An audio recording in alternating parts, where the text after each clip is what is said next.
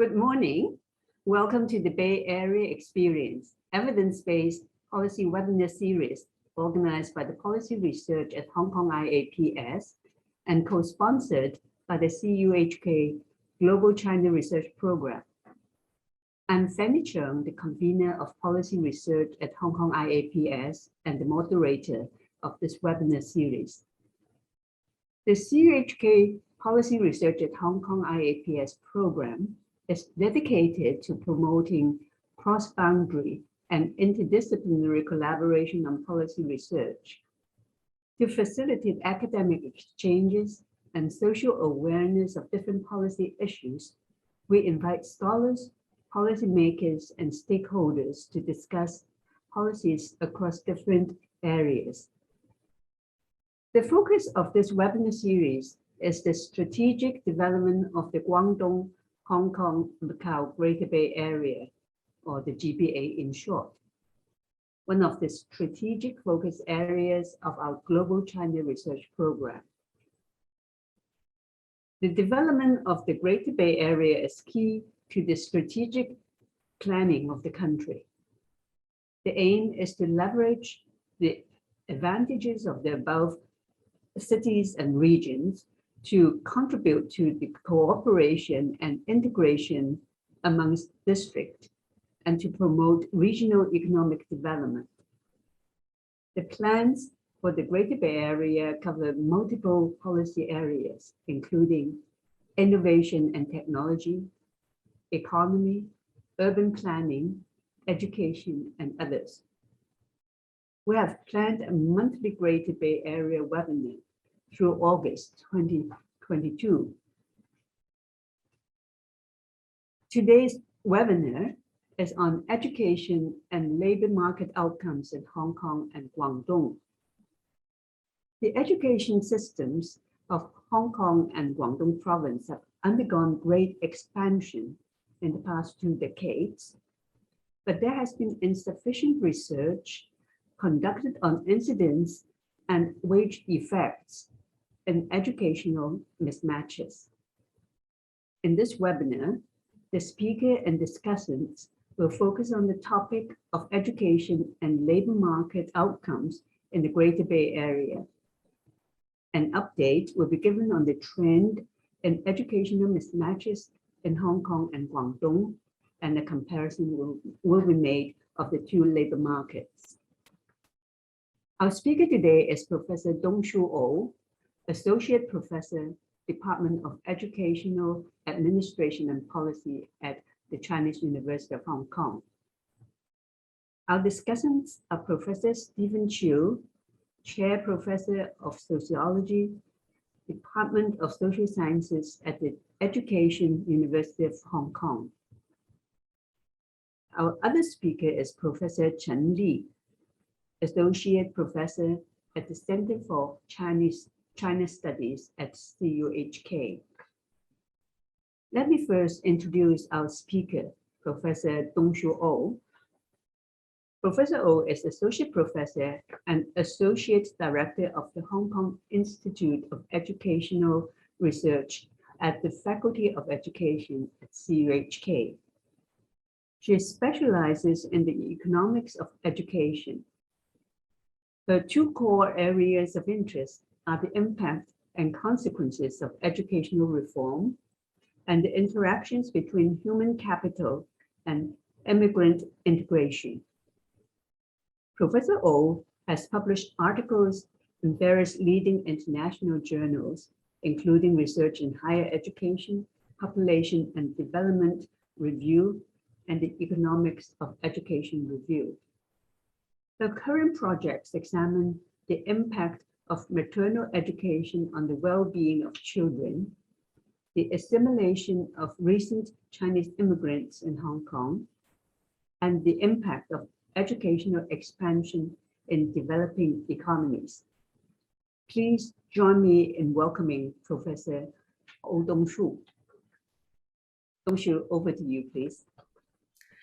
Thank you very much, Professor Cheung, for your very kind introduction. Please give me a moment to share my screen so that you can see my slides. Thanks to Hong Kong IAPS for including me in this webinar series. I'm thrilled to be here today. So I'm going to share with you a working paper that I've been working on recently with Professor Kenneth Wong from Brown University and Ms. Maggie Falk here at the Hong Kong Institute of Educational Research at the Chinese University of Hong Kong. And this project has been funded by the Tin Ka Ping Foundation, and it's part of the larger project in the Research Consortium on Educational Policy and Development in Greater Bay Area at Hong Kong IER. We're interested in educational mismatch of male workers in the two labor markets in Hong Kong and Guangdong. As Professor Cheung said, both regions has already witnessed a great expansion in education. And also the ample economic opportunities in the past 2 decades have attracted a large inflow of migrant workers in both regions. So looking at this educational mismatch issue is going to help us to think about some policies related to education, labor market, and also migration. So educational mismatch happens when a person's education processed is different than the level required by the job. So when there is an education deficiency, we call this undereducation. And literature has largely studied the issue of overeducation when a person employed in a job has a larger amount of education that is required by the job positions that this person has. So overeducation is a waste of public resources for the society. And also overeducation reduces job satisfactions and raises job turnover. There has been a growing but small literature that compares the incidence and effects of educational mismatch between natives and immigrants. But these studies has been focusing on some regions that has not covered in the southern part of China. And immigrants in these studies are often found to be more overeducated than the native workers. Also, there's a negative impact on overeducation on wages and job satisfactions, and this effect is much stronger for the migrants. So it is very imperative for policymakers to think about how we can fully utilize the human capitals of the migrant workers and trying to reduce the educational mismatch in the labor market. So in our study, we are going to adopt this framework to study the labor markets in Guangdong and Hong Kong, where migrant labor has a very large share in the economy in terms of the key economic sectors. And Guangdong is actually has the largest number of migrants in mainland China. You can see that here, the total population of Guangdong has been increased from about 86 million in 2000 to about 126 million in 2020. So this counts a 46% increase in the total population. Further, the percentage of migrants has been increased from about 17% to 24% in the past 2 decades. And the net migration rate is about 2.8% per year. In Hong Kong, mainlander immigrants has been the largest part of the migrants in the Hong Kong population. So you can see that from this graph, the number of mainlander immigrants increasing steadily every year, making the mainlander immigrants accounted for about 30% of the total population in Hong Kong. There are different theories in educational mismatches and how the mismatch might affect someone's job and wages. So some of the theories actually these theories can be categorized into 2. So some theories think that mismatch is transitory. For example, in human capital theory, workers are assumed to find a better job in the long run, and the firms can fully utilize workers' human capital after a longer time. And there are also another stream of mismatch theories that predicts educational mismatch would be something that is persistent. For example, the job competition theory says that educational mismatch or overeducation is a consequence of the competition of a job. So when there is a rigid demand for highly educated workers, individuals tend to accumulate more education than the required level in order to get a job or to reach the better position in the queue for the job. In general, there are three methods to measure educational mismatch. The first one is called a job analysis. And this one requires professional job analysts to evaluate the required level of a job. Second one is one of the popular one, and which we will use in our study, is called realized matches. And so this method, in general, uses the average of the educational distribution within an occupation as a benchmark for the required level of education. The third one is called self-assessment. And this is a subjective approach which relies on the information provided by workers in terms of whether their job matches to their level of education. So to define educational mismatch, we compare the actual years of education of a worker with the required education.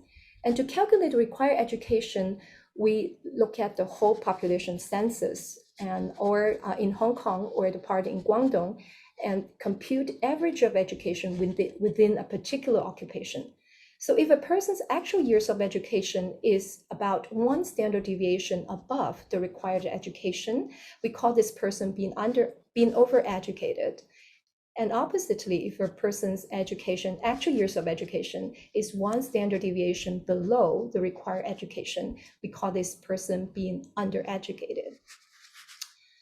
As I said, we use the Hong Kong population census. We use 4 waves from 2001 to 2016. So the definition of Hong Kong natives and mainlander immigrants is based on their birthplace, their age, and also based on the duration in Hong Kong for mainlander immigrants. So in order to track a generation over time, we define what is called the pseudo cohorts. We follow this cohort who were aged 15 to 45 and stayed in Hong Kong, arrived in Hong Kong for less than 5 years in the base year 2001, all the way to 2016. And similarly, we did this for Guangdong using the China Family Panel Studies data from 2014 to 2018. And we also defined the Guangdong natives as those who were born in Guangdong and currently stayed in Guangdong. And for internal migrants in China, we use workers who were born in other provinces and currently stayed in Guangdong. First, I'm actually going to show you some patterns and trends of the incidence of educational mismatch for Hong Kong and Guangdong and how that is different for natives and immigrants. Now for this graph, it's for Hong Kong, and the y-axis here is about incidence. And the red lines is to represent the natives, and the blue lines are for the immigrants in Hong Kong. As you can see, the top 2 lines here measures the percentage of workers who are being adequately educated. And there is a convergence over time for natives and immigrants. Looking at the overeducation, you see that mainlander immigrants, at the beginning of their arrival in Hong Kong, they have a much larger percentage of being overeducated. But gradually, these differences disappeared. Same thing for being undereducated. For both natives and immigrants in Hong Kong. This graph shows the pattern for Guangdong. Again, the y-axis here shows about the probabilities of being adequately educated or overeducated or undereducated. And you can see in Guangdong, migrants are less likely to be undereducated, but more likely to be overeducated. Now, what about our positions when we compare other countries or other regions? So we've done a literature review for all the studies that use the same method to measure the educational mismatch incidence. And we compare the magnitude and the probability that we observed with these other regions. So the way that we arrange these graphs is that it will show you the x-axis is to show you the percentage of being correctly matched or being overeducated or undereducated. And the y-axis are showing you the countries. So from top to the bottom ranges from the lowest level of natives being correctly matched, for example here, and to the largest percent of natives being correctly mismatched. So here, you can see very clearly, Guangdong, let's take 1 year as an example, Guangdong 2018 and Hong Kong 2016. In Hong Kong, you see, has the largest number of natives and also immigrants in terms of having adequate education in the labor market. In Guangdong, is also pretty high, the percentage. You don't see much differences between the migrants and natives in both regions. And these vertical lines also give you a benchmark for the average of Asian countries, but not including China. And this vertical line here also shows that the average for all the countries in the studies. So in general, the percentage of being correctly matched is high for both regions. And this graph shows you the our position comparing the other studies.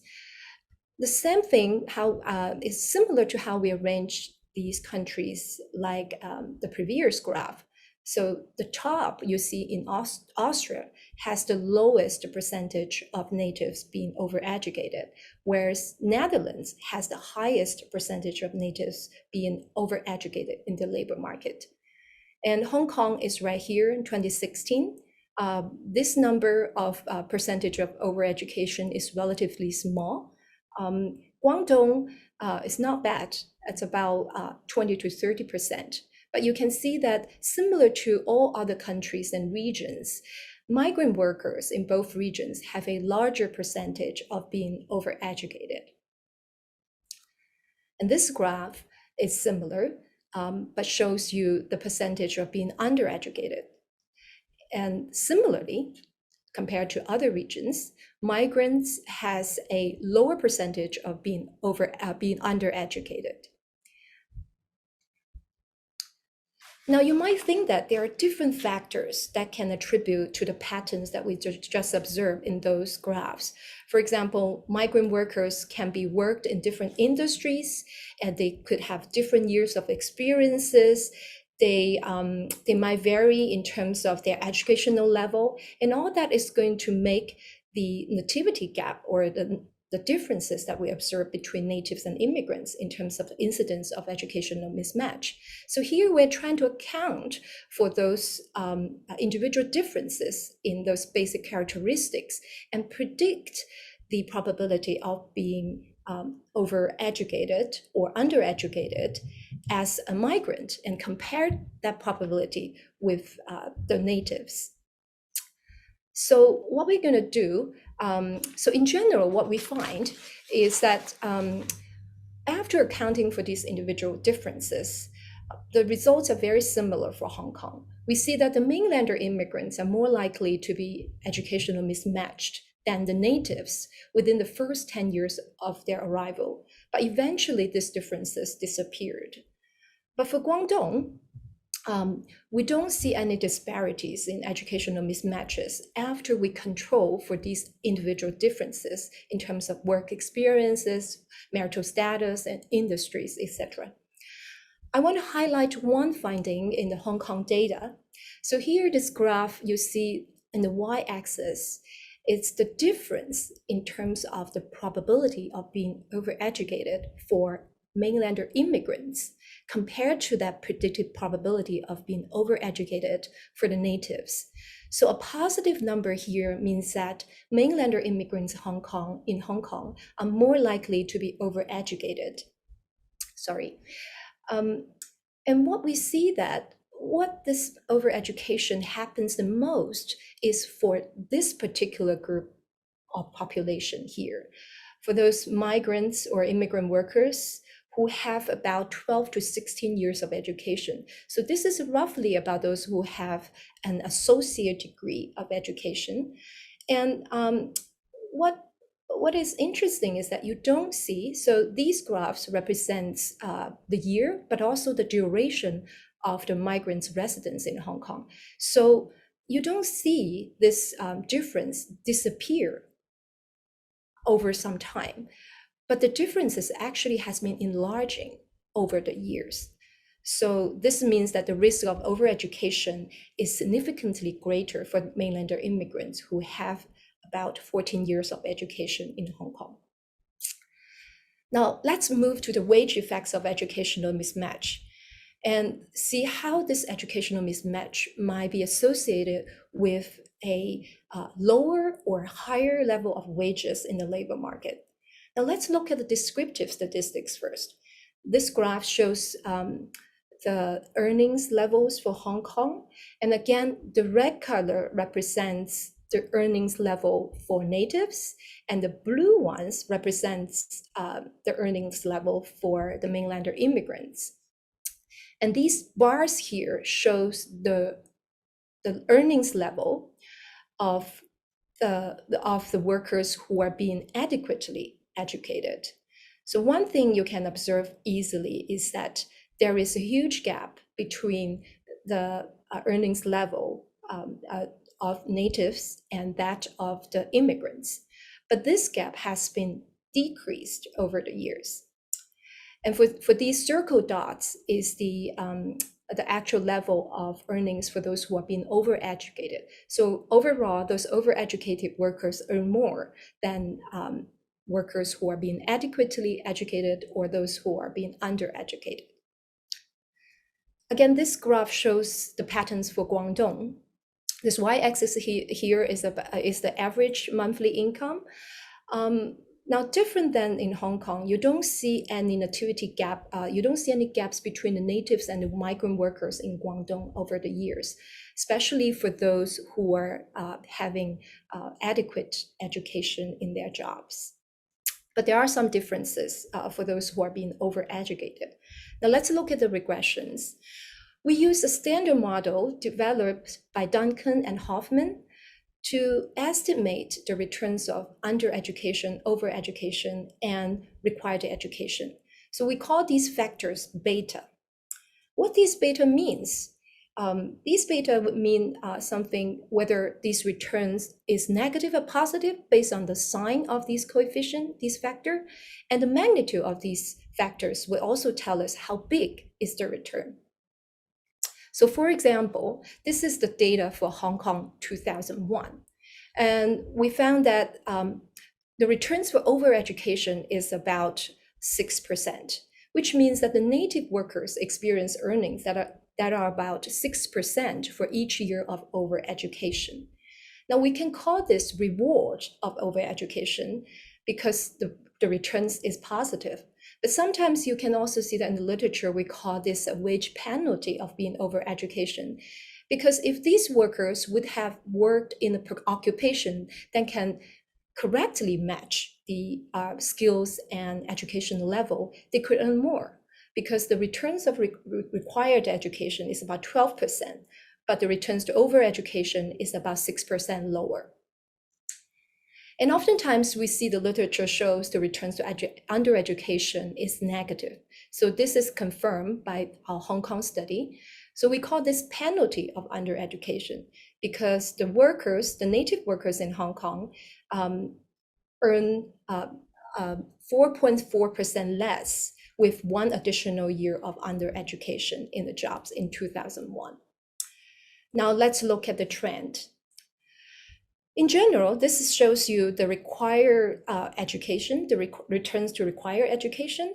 The magnitude of these returns has been decreased over time as expected, but the gap between the natives and the mainlander immigrant workers has been enlarged over time.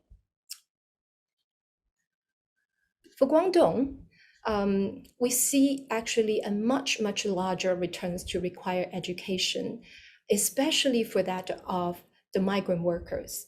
So it counts about 16% to 20%. And it doesn't reduce as much over time. Now let's look at the returns to overeducation in Hong Kong.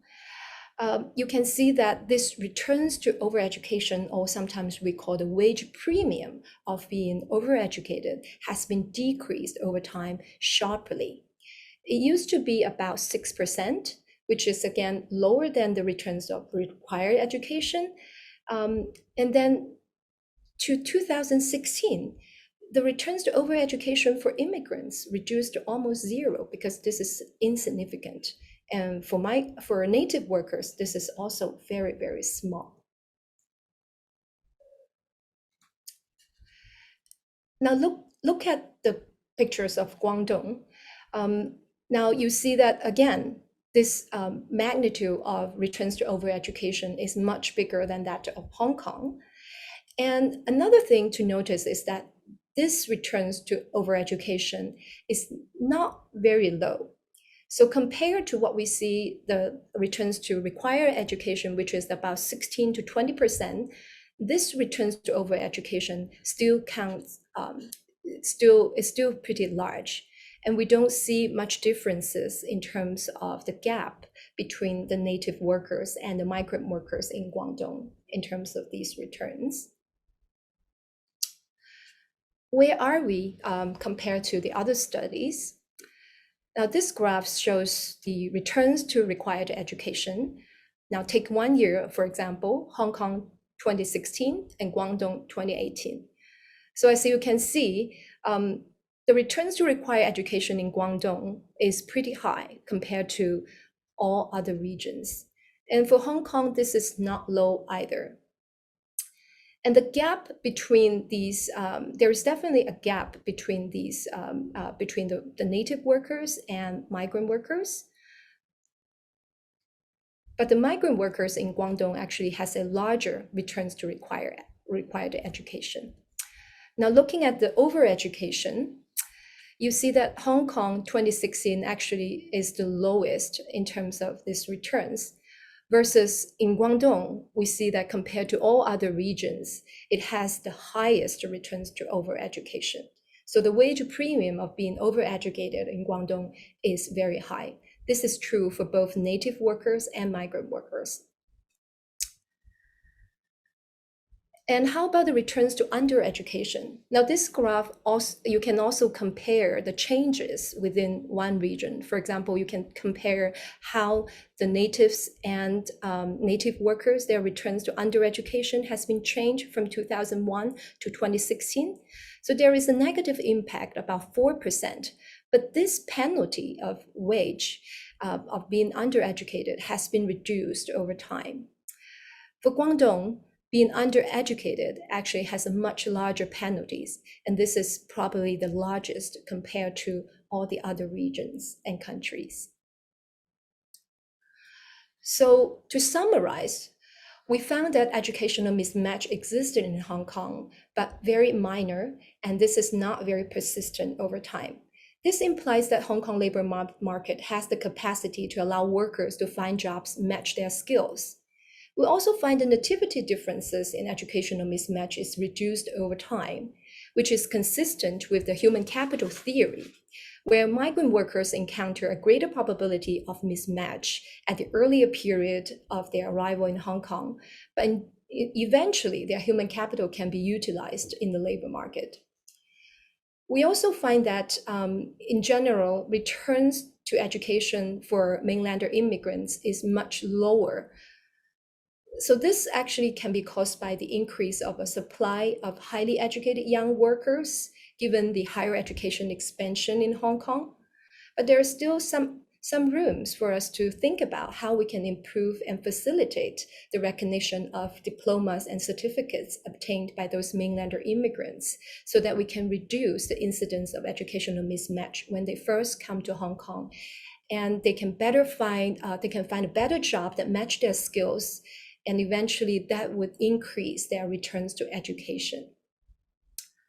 And there is another issue that you can see we can have more room to for discussion, which is that the overeducation is more prevalent for those mainlander immigrants with associate degrees.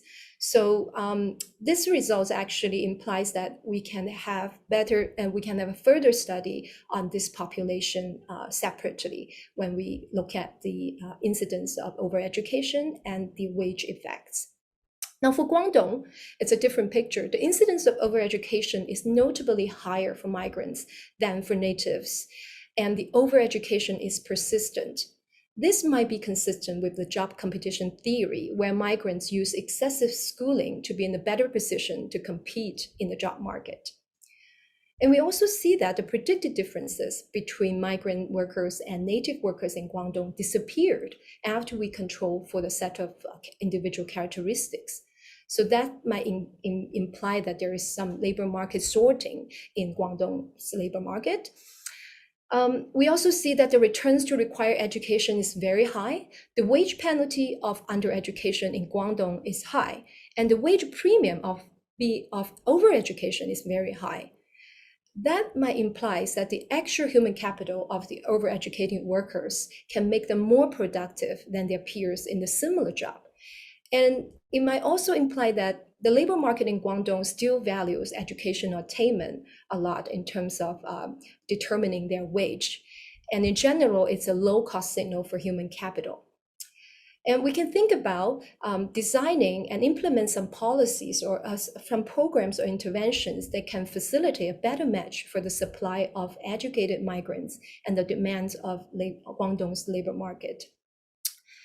And a couple of things that we can bear in mind is that in the next few years or in the future, there might be some potential changes in the Guangdong labor market with even greater inflow of migrants or some structural changes in the economy, as well as the increasing supply of highly educated workers.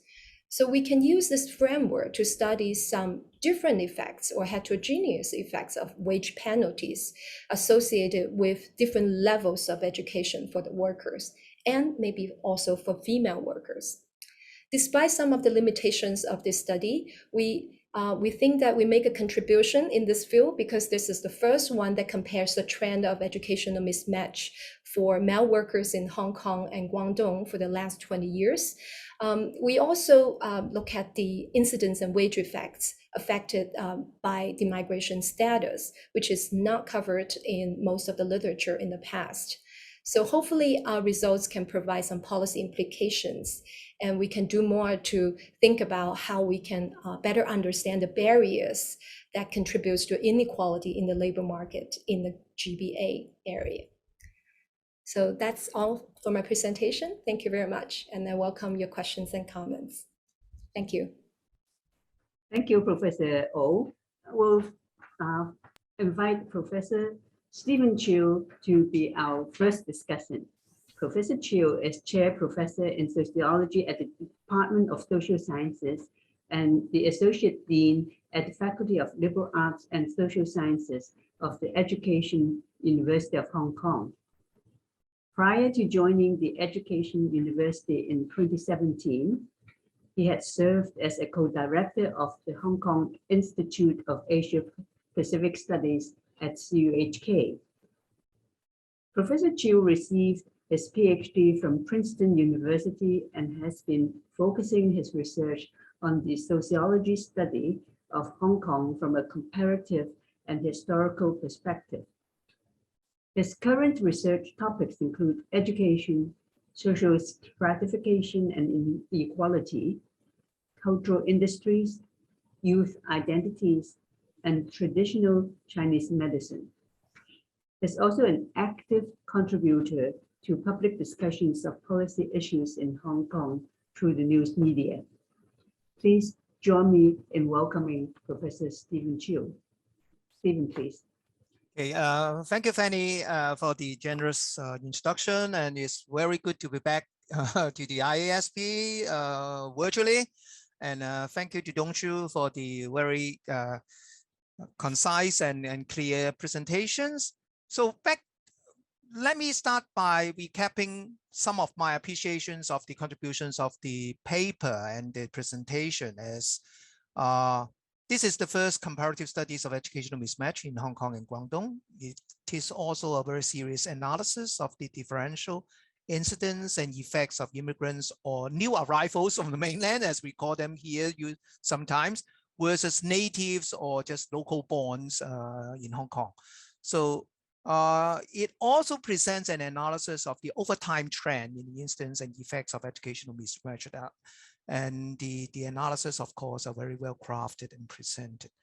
Since I'm not familiar with the Guangdong situation, I suspect that the other discussion will talk a little bit more about that. I will focus on the Hong Kong experience, Hong Kong case covered by the presentation. First of all, on page 22, one interesting finding that intrigues me, and also Dongshu also highlights it, is that in Hong Kong, the extent of educational mismatch is actually less serious than many other cases that she presented comparatively. Although this may not be the main focus of the presentation, I wonder whether there is an interpretation of why this is the case. She said that the Hong Kong labor market has the capacity to match education assets of employees with their job. So why is that the case? What have we done right that might be good? So that a lot of my comments may pertain on the why issue. The patterns that Dongshu presented is very interesting. So sometimes you might dwell on a little bit on why that is the case. So why Hong Kong's labor market is a bit more efficient than some other cases that presented comparatively. And on page 25, there is also an observation that overeducation in Hong Kong has been associated with higher income than those with required education or matched education. I think that there is a little bit of confusion here, because then Dongshu will mention that actually those with overeducation will have a penalty, although a smaller one in Hong Kong than those with matched education. So I guess it's a bit, it may be in the future it's better to clarify this. Yes, on average, those with higher overeducation may have higher income because you need to have higher education in order to have overeducation. So again, it's just a ecological issue that with the composition of the sample. So I guess it might, when we look at these results on page 22 and the later result, page 25, and then the later results about the wage penalty for the overeducated, it might cause a little bit of confusion. So it's just a point of clarification. Another important finding that I found, page 40, among others, is the different returns to education for Hong Kong natives or local borns versus immigrants or new arrivals, with the new arrivals suffering from higher penalties of overeducation over the years. So this reminds me to, again, to ask for a bit of clarification of whether the return to educations for natives and immigrants are estimated separately in two ORU equations. If so, have the differences in the returns to overeducation been tested statistically to be significant or not? So we observe some visible differences in the returns, but have they been tested statistically? Then do you have any interpretation of differential returns to overeducation over time, and especially the narrowing differentials between the two groups? What had happened in the labor market in Hong Kong that might have contributed to the narrowing differentials between the natives and immigrants on the returns to education and also returns to overeducation? Many and also given the differences in the incidence and effects of overeducation between the natives and immigrants, one wonders if the same theoretical mechanism could account for over education among natives and that among immigrants. In one of my earlier studies of social mobility process of immigrants in Hong Kong in the 1960s to mid-1990s, a long time ago, we realized that the chances for upward mobility for immigrants were roughly the same as natives until the 1970s. And the turning point appears to be coincided with the expansion and institutionalization of the local education system. So when I think Dongshu's analysis also point to that when we institutionalize our own Hong Kong-based education system, the value of qualifications gained in the mainland become lower. So this perhaps suggested that there is a perceived heterogeneity of qualifications on the mainland and from Hong Kong, and that would account for the differences, the different returns to education as well as the incidence of overeducation, and that the mechanism responsible for the effects of overeducation for Hong Kong natives could have been different from that of immigrants from the mainland because they are in possession of altogether very different qualifications. So that is one thought that I might have, further thoughts. And besides, the more mainland arrivals are now having a local qualification that we all know about the so-called 新香港人, New Hong Kongers, for instance, many of them now have a local degree, or in many cases, more cases, a master's degree. Again, I wonder whether that makes any difference to the incidence and effect of overeducation. Certainly, I don't know how big is the number.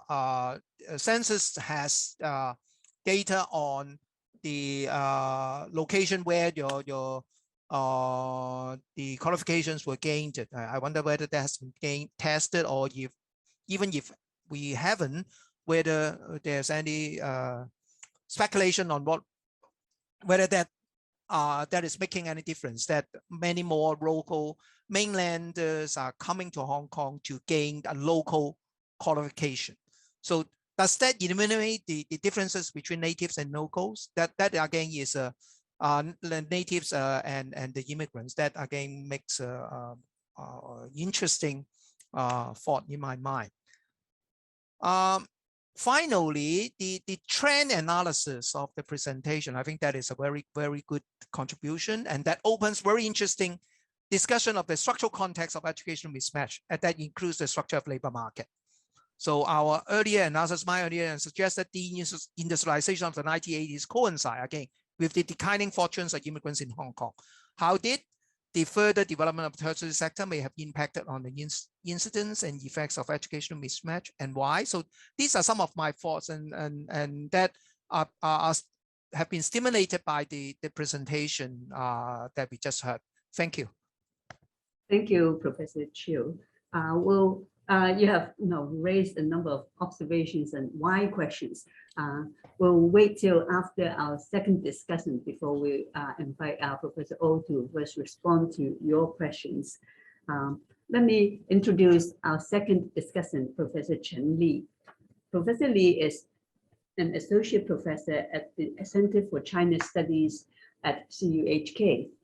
He's also a research fellow by courtesy at CUHK's Lao Dak Institute of Global Economics and Finance. He received his PhD and MPhil in development studies from the University of Cambridge and holds dual bachelor degrees in law and economics from Peking University. He has researched, written, and taught on a wide range of issues relating to China's political economy, development strategies, public policies, institutional reforms, and business environments, such as on China's state-owned enterprise reforms, financial regulatory reforms, government business relations, and industrial and regional development policies. Please join me in welcoming Professor Li. Over to you, please. Thank you very much, Fanny, for your kind introduction. And thank you very much, Dongshu and Stephen, for the wonderful presentation and the discussion. So first of all, I must apologize that I'm not an expert in education economics. So what I'm going to say, so very much will represent views from a non-expert background. So I'm very much a consumer rather than a producer of knowledge in this field. So first of all, I find Dongshu's research very informative. So I just have a few comments and observations. So the first is that from an outsider, non-expert. So I'm intrigued by the idea of education mismatch, and I'm thinking about the criteria of optimality here. So the under-education, over-education versus the optimal match. So for example, when comparing Hong Kong vis-a-vis Guangdong, so as your research has shown that Hong Kong's labor market is much more efficient and mature in terms of matching, and but I'm thinking that Guangdong's economy is still in a catch-up mode, in the sense that it's catching up in terms of per capita GDP, it's catching up in terms of structural change of its industrial structures.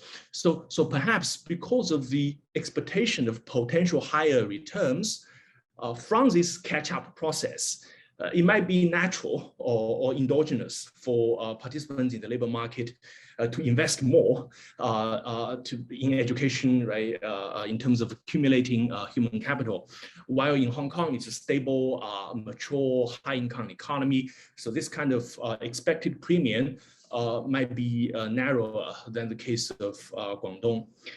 So the second observation is that, well, so in mainland China in general and Guangdong as well, so over the recent years, we have prevalent perceptions that somehow there's sort of involution dynamics, right? So this is a very popular term in the Chinese public debate space, right? So it's 内卷, right? So I'm sure. So when the public discusses this term, it doesn't really mean the original academic meaning of this, but somehow it characterizes sort of excessive competition, right? So people have a lot of qualification and investment, but somehow they couldn't deliver the originally expected return, right? So people are focusing their energy on less substantive, less productive activities. So I'm wondering what kind of implications your research has shown, right? So vis-a-vis this perception, these popular perceptions. So I've always been struggling with how to understand or interpret the economics of involution in the Chinese context. So perhaps, right, so with increasing competitions, this implies the elimination of some, let's say, privileges or economic rents induced by some, let's say, maybe induced by some privileges, right? Or some, let's say, barriers of entry. So this, if more competition and then less economic rents and then more equalization of return. But on the other hand, there's a dimension of excessive competition in accumulating let's say, qualifications, right, to achieve the signaling purpose, right? So presumably if we spend a lot of our energy, right, and resources in signaling, and that's not going to be very productive. So yeah, I'm wondering what your thoughts are on this. So the third comment that I have is that, so as the Greater Bay Area become more and more integrated, right? So this is, of course, we often talk about free flow of labor, of information, of capital, right? So as the central dimensions of the GBA initiative. So let's say if the labor market in Greater Bay Areas become more integrated. So what are the implications? So when it comes to education mismatch, right? So for Hong Kong and Guangdong, so are they going to be more alike, or are the differences would like to may persist in your views? And finally, I think I would be very interested in your further research, especially when it comes to the city level, right? So what about the comparison between Hong Kong and Shenzhen, right? And Guangzhou, because Guangdong is very heterogeneous when it comes to the regional economies, right? These cities. So Guangzhou and Shenzhen is very different from Zhongshan and Zhaoqing. So I think policymakers would benefit a lot from more research at the city level. And finally is that I'm very interested in your thoughts on the implications of your research on the variety of theories on educational mismatch that you listed at the beginning of your presentation. I think you've mentioned human capital theory, right? Then what about the others, right? So career mobility, right? Search, signaling, preference theory. So what kind of conversation or implications your research would generate vis-a-vis these theories? Yeah, thank you very much. Thank you, Professor Lee. At this point, I'm afraid we have run out of time, and I'd like to ask you to join me in thanking Professor O, Professor Chiu, and Professor Lee for a very informative and rich discussion on the topic. Please join me in thanking all three of them. Thank you very much. Yeah, Thank and just a preview on our next webinar. It will be on May 20th at the same time, 11 to 12:15. And the topic is on youth entrepreneurship of Hong Kong in the Greater Bay Area. Think again and imagine the future. The speaker will be Professor Kevin O, Associate Professor at the Department of Management at CUHK. Please join us next month on May 20th. See you then. Thank you.